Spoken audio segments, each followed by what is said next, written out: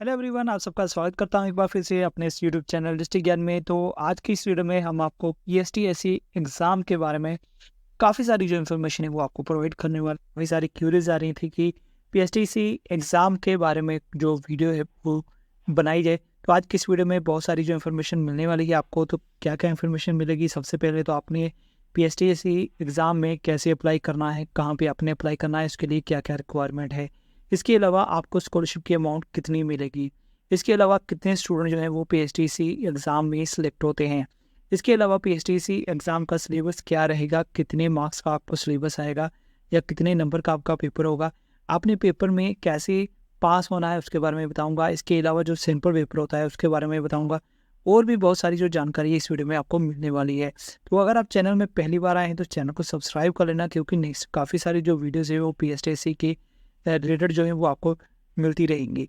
तो चलिए वीडियो को मैं शुरू करता हूँ। तो यहाँ पे सबसे पहले मैं आपको बता दूँ कि जो पीएसटीसी एग्ज़ाम है, अगर आप उसमें अप्लाई करना चाहते हैं तो इसके लिए आपको स्कूल की जो वेबसाइट है, जिसे हम ई पंजाब स्कूल वेबसाइट कहते हैं, तो इस वेबसाइट में आपको अप्लाई करना है। तो ये जो वेबसाइट है ये वेबसाइट जो स्कूल लेवल की है, तो यहाँ पर आपको स्कूल लेवल के अकॉर्डिंग ही आपको यहाँ पे अप्लाई करना है। तो वेबसाइट तो फ़िलहाल अभी नहीं खुल रही, बट जो आपके स्कूल की आईडी होगी वहाँ पे आपने अपने जो भी आपके डिटेल्स है वो प्रोवाइड करनी है स्कूल वालों को। तो जैसे पीएसटीसी का जो एग्ज़ाम होता है उसमें पिछले क्लास की जो डिटेल है वो फिल होनी होती है, यानी कि 9th क्लास में आपके कितने नंबर आए हैं। इसके अलावा आपकी कैटेगरी क्या है, एससी बीसी जनरल कौन सी कैटेगरी है वो आपने फिल करनी है। आपने अपने बैंक अकाउंट की डिटेल फिल करनी है। तो ये सारी चीज़ें आपने फिल करने के बाद उसको अपडेट करना है। अगर आप किसी कैटेगरी के साथ रिलेटेड हैं तो उसका जो डॉक्यूमेंट है वो आपका अपलोड होगा। तो इस तरह से आप अपने स्कॉलरशिप के लिए पीएसटीसी एग्ज़ाम के लिए अप्लाई कर सकते हैं, जिसके बाद अगर आप क्वालिफाई होते हैं तो आपको स्कॉलरशिप मिलेगी। तो अभी मैं इसके बारे में और भी बहुत सारी जो इन्फॉर्मेशन वो आपको बताने वाला हूँ। तो यहाँ पे आप देख सकते हैं कि पीएसटीसी एग्ज़ाम के संबंध में काफ़ी सारी जो डिटेल है यहाँ पे आपको मिल जाएगी। तो यहाँ पे मैं आपको शॉर्ट में सारी चीज़ें जो है वो बताऊँगा। तो यहाँ पर जो पीएसटीसी एग्ज़ाम का होता है वो 8वीं और 10वीं कक्षा के लिए होता है। 8वीं कक्षा में 500 बच्चे और 10वीं कक्षा में 500 बच्चे जो हैं वो सिलेक्ट किए जाते हैं और उनको जो स्कॉलरशिप है वो दिया जाता है। अगर मैं बात करूँ 8वीं और 10वीं कक्षा के लिए, तो दोनों कक्षा में जो भी इंटेलिजेंट स्टूडेंट्स होंगे उनको जो एज ए स्कॉलरशिप जो है वो उनको हेल्प जो है वो दी जाती है, ताकि जो वो नेक्स्ट जो भी वो क्लासेस में पढ़ते हैं उनको हेल्प हो सके। इसके लिए जो स्कॉलरशिप मिलेगी वो 200 रुपये प्रति महीना मिलेगी, और ये जो स्कॉलरशिप है वो आपको 12th तक मिलती रहेगी। तो कोई भी स्टूडेंट जो है वो गवर्नमेंट स्कूल्स में पढ़ते हैं, तो अगर वो 12th तक उसी स्कूल में गवर्नमेंट स्कूल्स में ही पढ़ते हैं, गवर्नमेंट स्कूल होना चाहिए, चाहे वो स्कूल चेंज कर लें कोई प्रॉब्लम नहीं है, बट गवर्नमेंट स्कूल होना चाहिए, तो आपको 12th क्लास तक जो है वो स्कॉलरशिप की राशि जो है वो मिलती रहेगी हर साल। तो इसका जो एग्ज़ाम है वो हर साल जनवरी में लिया जाता है। तो इस बार जो एग्ज़ाम होने वाला है वो 19 जनवरी को होगा। तो इसलिए आपने 30 नवंबर तक इसमें अप्लाई करना है। अपने टीचर से कह दीजिए कि आप पीएसटीसी एग्ज़ाम में टेस्ट देना चाहते हैं, तो आपका जो अप्लाई है वो कर दिया जाए। इसके अलावा जो स्टूडेंट सेलेक्ट होंगे, 500 जो स्टूडेंट सेलेक्ट होंगे वो मेरिट पे सेलेक्ट होंगे, यानी कि उनकी जो मेरिट है वो बनेगी। जो टॉप मेरिट में होंगे यानी टॉप 500 की लिस्ट में आएंगे उनको स्कॉलरशिप मिलेगी, उनको सेलेक्ट कर लिया जाएगा। तो ये जो स्कॉलरशिप की अमाउंट है मैंने आपको जैसे बता दिया कि आपको 200 रुपये जो है वो हर मंथ के अकॉर्डिंग आपको स्कॉलरशिप की राशि जो है वो मिलेगी। तो ये जो स्कॉलरशिप की अमाउंट है ये आपको आपके जो भी अकाउंट्स आपने प्रोवाइड किए होंगे वहाँ पर आपकी डायरेक्ट अकाउंट में ट्रांसफ़र हो जाएंगे।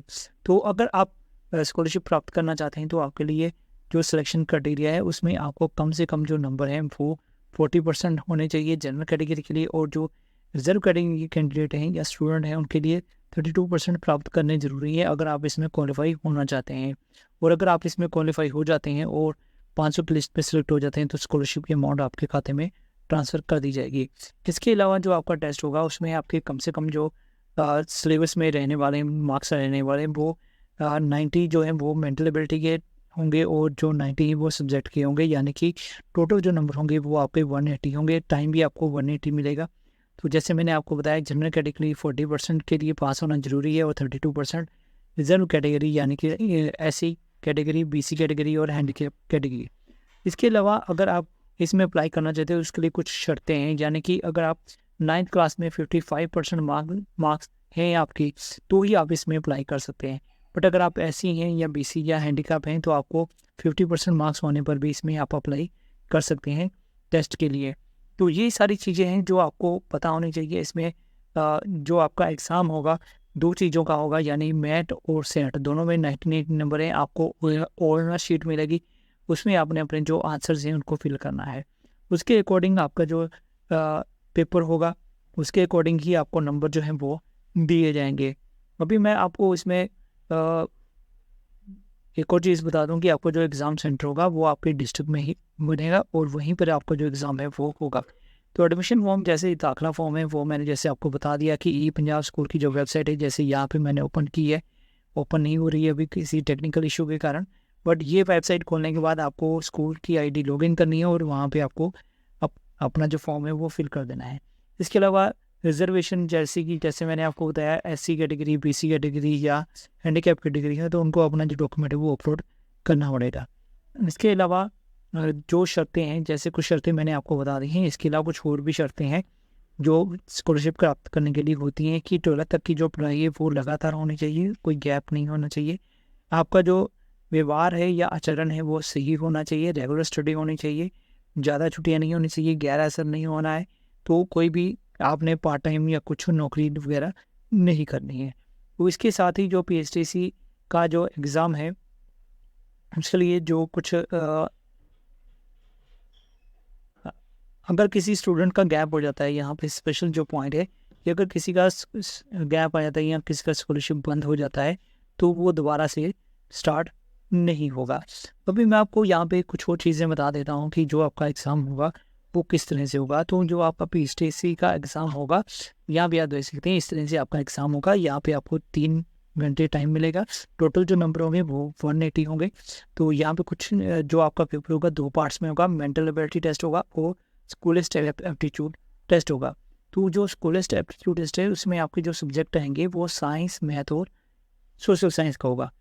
तो ये 3 सब्जेक्ट जो है वो आपको पढ़ने पड़ेंगे, तो इसमें आपका पेपर जो है वो आएगा। इसमें अगर मैं सिलेबस की बात करूँ तो सिलेबस क्या रहेगा, इसमें जो आपका सिलेबस रहने वाला है वो 10th क्लास का सिलेबस रहेगा कि यानी कि आप जो भी 10th क्लास में स्टडी करेंगे वही आएगा। अगर मैं मेंटल एबिलिटी की बात करूं तो वो कुछ जनरल क्वेश्चंस होते हैं, उसके रिगार्डिंग मैं अलग से एक वीडियो तैयार करूंगा, पूरा सैम्पल पेपर बताऊंगा, हल करके बताऊंगा कैसे आपने उनको सॉल्व करना है, कैसे आपने सारे टिप्स और ट्रिक्स बताऊंगा कि कैसे आप अपना जो एग्ज़ाम है वो क्लियर कर सकते हैं, वो भी सारी चीज़ें मैं आपको बताऊँगा। इसके अलावा आपने 10th क्लास में जो मेन टॉपिक है वो साइंस, मैथ और सोशल साइंस के स्टडी करने हैं, अच्छी से स्टडी करने हैं। अभी आपके पास टाइम है, नवंबर मंथ है, दिसंबर मंथ है और जनवरी मंथ है, यानी कि आपके पास 2 मंथ का टाइम है। तो आप इन सब्जेक्ट में लगातार अपना जो पिकअप है वो बनाए रखिएगा, इसमें लगातार कंटिन्यू रहेगा, इन टच रहिएगा। अगर कोई प्रॉब्लम आती है तो आप अपने टीचर से ज़रूर कंसर्न कीजिएगा, क्योंकि इसमें से आपके जो क्वेश्चन है वो आएंगे। अगर आज इसमें सब कुछ क्लियर कर लेते हैं और मेंटलिटी में भी कुछ क्वेश्चंस के जो आंसर है वो कर देते हैं तो आप क्वालिफाई हो सकते हैं। तो सभी के क्वेश्चन के आंसर देने ज़रूरी हैं। तो 1 मार्क्स का एक क्वेश्चन होगा, इसमें कोई भी नेगेटिव मार्किंग नहीं। नेगेटिव मार्किंग का मतलब होता है कि अगर आप एक क्वेश्चन गलत करते हैं उसके 3 नंबर क्वेश्चन के जो नंबर है वो काटे जाएंगे। सॉरी, जो 3 नंबर के क्वेश्चन गलत होंगे तो आपका 1 नंबर जो है वो काटा जाएगा। बट इसमें ऐसा कुछ नहीं होगा, कोई भी नेगेटिव मार्किंग नहीं है। आपको रफ काम के लिए भी एक पेज जो है वो दिया जाएगा। तो ओएमआर शीट कैसे फिल करनी है, कैसे आपने पेपर अटैम्प्ट करना है, सैम्पल पेपर कैसा होता है, वो सारा कुछ मैं आपको नेक्स्ट वीडियो में बताऊँगा। तो वीडियो काफ़ी लंबी हो गई है, तो काफ़ी सारे आपके क्वेश्चन या क्यूरीज थी जिसके रिगार्डिंग मैंने ये जो वीडियो है वो तैयार की है। उम्मीद है आप सभी को जो इन्फॉर्मेशन है वो पता चल गई होगी। फिर भी कोई क्यूरी है तो कमेंट सेक्शन में लिख दीजिएगा। नेक्स्ट वीडियो में मैं उसका जो रिप्लाई है वो कर दूँगा या उसके बारे में जो वीडियो है वो तैयार कर दूँगा। तो चलिए आज की इस वीडियो को मैं यही ख़त्म करूँगा, जल्दी मिलूँगा नेक्स्ट वीडियो में। वीडियो चलिए लाइक करते हैं।